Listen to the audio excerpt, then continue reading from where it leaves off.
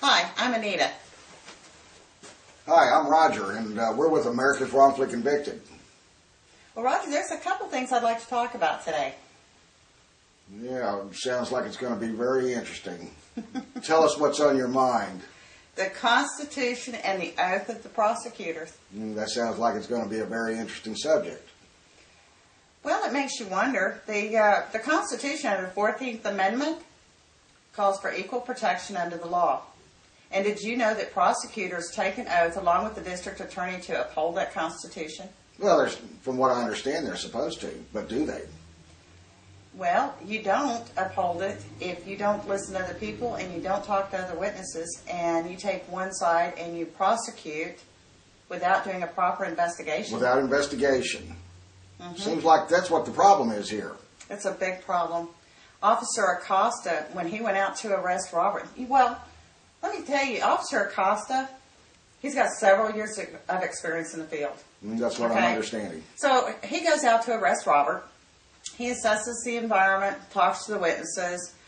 He didn't talk to Chris because Chris stood across the street, but he did talk to... You know, that is interesting. Why would she stay across the street? Because she knew that something wasn't right about this picture? Well, she never, ever mentioned being assaulted by Robert. Only Paula.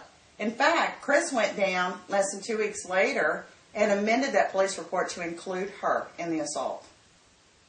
That doesn't sound right, Anita. Well, I think that's the reason that Officer Acosta states that he didn't believe that they were being totally truthful with him. That sounds very strange. If there was an incident going on like that and both parties were allegedly assaulted, you'd think they'd be up there right then. Why do you think she avoided that situation right after the incident? Because I don't believe it happened. I know it. That's my I know it didn't opinion. happen. That's my personal opinion. Yeah, it's our personal opinion. Well, but you know, when they got into court, well, let me begin by stating that you know that Robert and Paula and Chris went through a protective order hearing. Yes. Okay? So when Officer Acosta testifies, his testimony, he stated that Chris and Paula, he didn't believe that they were being totally truthful with him. I can believe that. Well, that was definitely a benefit to the defense, right? I mean, look at all the 150 discrepancies in perjured testimony that happened during the trial. Yeah. Well, when he said that, Rippy Niwa states that that Acosta was a disgrace to his uniform. What if it was the other way around, Anita? I don't think there would have ever been questioned. But I'll tell you what I question is that since Rippy Niwa graduated November 5th of 2004, and Robert was prosecuted in September of 2006, Rippy Niwa was brand spanking new, wasn't he? Well, why would he be talking about Acosta's profession? Why would he be slamming him? Well, I think Rippy Niwa should be looking back at himself because he didn't do a proper investigation. All he had to do... We found out that to be true. Yeah, like go down and get the protective order hearing, get the transcripts, read them, and then that way he would have known that his state witnesses, Chris and Paula, their statements were totally opposite than what they said in the protective order. Oh, yeah, and during that trial, that was bad, folks. I mean, I thought I know. Yeah, she went quiet and said, I'm confused. Yeah, she was confused, all right, because she got caught lying, being untruthful again.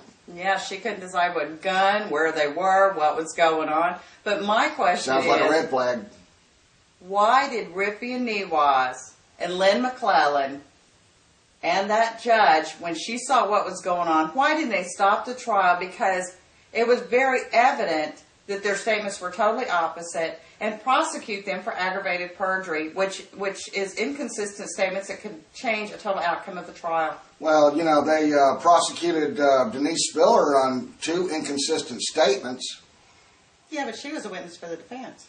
Oh, is that what happened? Yes, that's exactly what happened. So that's the way the judicial system works here in Harris County, Texas, I believe. Well, welcome to Harris County.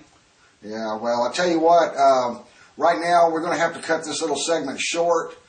To read more about this story, please visit our site at americaswrongfullyconvicted.com.